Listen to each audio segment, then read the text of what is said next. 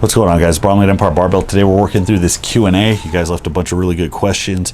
So we got a lot about strongman, a lot about general programming, how to put in volume, intensity, account for recovery. Got some personal questions I'm going to get to. So picking up where we left off. So first question today is, what is my athletic background? Not much. So I never played sports as a kid. So I think that resonates with a lot of lifters who get older and realize that they can plan and train and actually see themselves grow.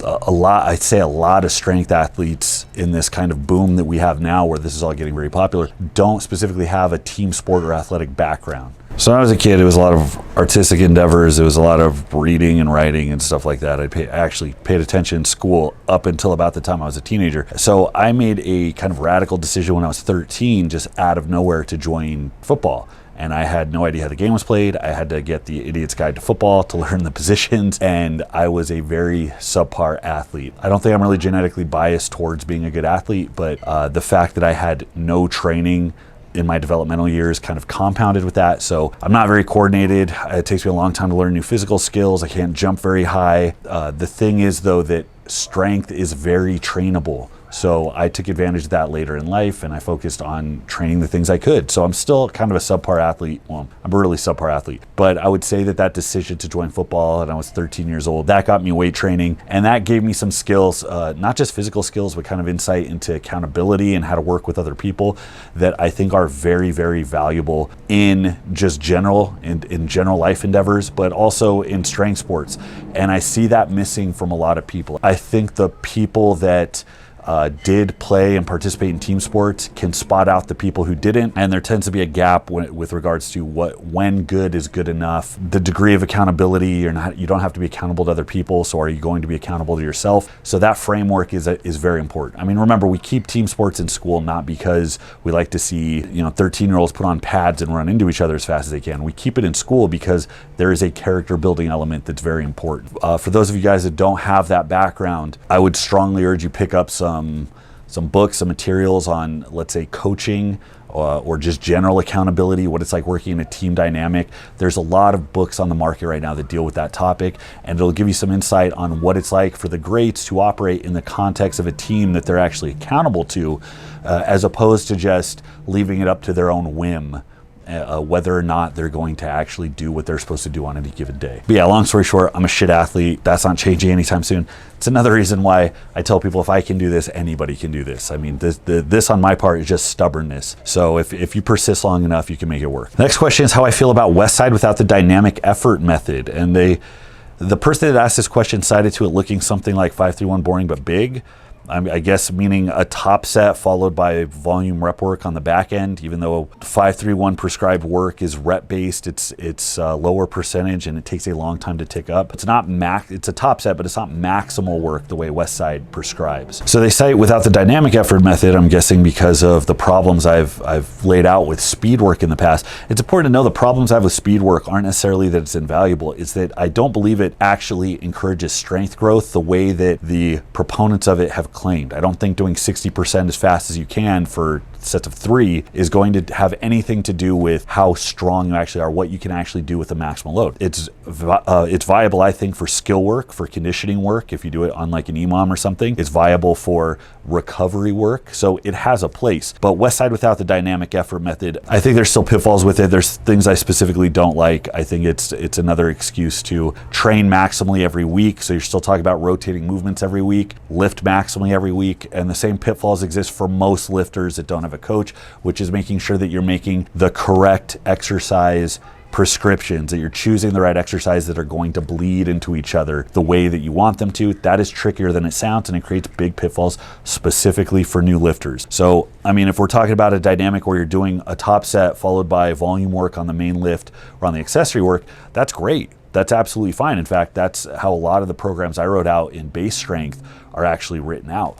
But it's important to know what makes Westside Westside. What makes Westside is working up to a max weekly on an upper body and lower body movement, and then rotating that movement out every single week. So you're doing this constant jumping ship from exercise. So that to me, leaves a lot to be desired with what newer lifters need, intermediates need, which is more skill-specific work. They need to find what their setup is, they need to get comfortable with it, and they need to build themselves out in the context of it. So that's what I think is more important.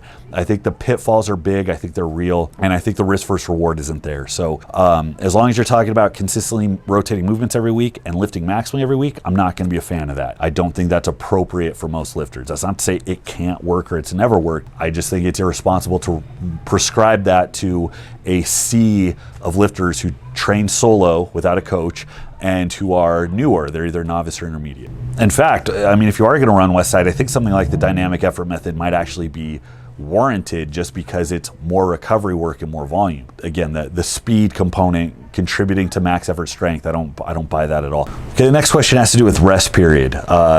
If I prescribe, make specific recommendations for rest period, this individual says that if he rests longer than 90 seconds, he feels like he's just wasting his time. I've heard people say that before. You're usually going to see that when people are used to working very, very hard. And if they're not actually winded or beaten down from the set to where they know they need that rest period to perform again, they feel like they're not doing anything. The important thing to know is that when you're doing sub-maximal work, you are still trying to keep speed high or keep performance high. You still want to be pretty fresh. If you're a sprinter and you're winded or you're fatigued for each successive sprint, you're not going to be conditioning speed, you're going to be conditioning endurance. So for strength, on strength sets, if fatigue is in the primary mode of the day, that yes, you need to be recovered enough that the bar still moves well, that technique is still crisp. That's the only way you're going to be training up against strength specific things. Most of your training, there has to be at least 3 minutes. I'd say 3 minutes is pretty standard. On heavy stuff, if you do a heavy set of 5, a heavy set of 3, you're going to need longer, 5 minutes or more. Now for the stuff at the tail end of the workout where you're already fatigued and you're just trying to finish yourself off, phrasing, yeah, it's okay to go a little bit faster and move a little bit quicker because you're just trying to work up against fatigue. But for your main movements and your compound movements, you need to make sure you're getting adequate rest, or else you're going to be missing the point of your training. If you have to, set a timer. Don't let yourself jump in just because you're bored, okay? We don't make training decisions based on your ADD. Next question is, what are the names of my dogs and when did I get them? My dogs' names are Tank and Bella. He hears the kids that ruined my podcast. Who is it? Get him. They look related, but we got them at different points. Tank was a rescue dog from Yaps in Yucaipa, California. They had him with the little dogs, which were all of the pugs, all of the Chihuahua, mixed breed kind of strays. California is just flooded with Chihuahuas. I hate them. I don't recognize them as dogs, but for some reason, there's a ton of them. So Tank was the only one that stood out that looked like an actual dog. So of course we were shallow and we got him. He has a ton of personality. He's a big a-hole. He has little man syndrome. He thinks he's 10 feet tall, but he looks like somebody shrank a golden retriever. So I kind of like that dynamic about him, that he's so hyper. He looks very regal and official in the way he stands and the way he looks at everything, but he has the mentality of every other little small yippy dog you've ever met. And then Bella we got from some friends who were moving into a place where they couldn't accommodate her, so we took her.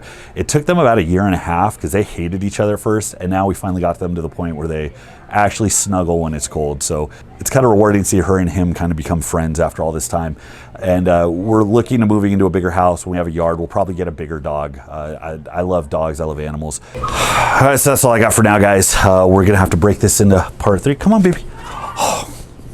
Thanks for watching. If you got more questions, I want to do as many of these as I can because this is a cheap and easy way for me to get more content while also answering the questions you guys have. So go ahead and leave more questions in the comments and I'll get to them next time around. All right. Thanks for watching, guys. Till next time, this is Bromley at Empire Barbell with Bella. I'll see you. Get down, baby. Get down.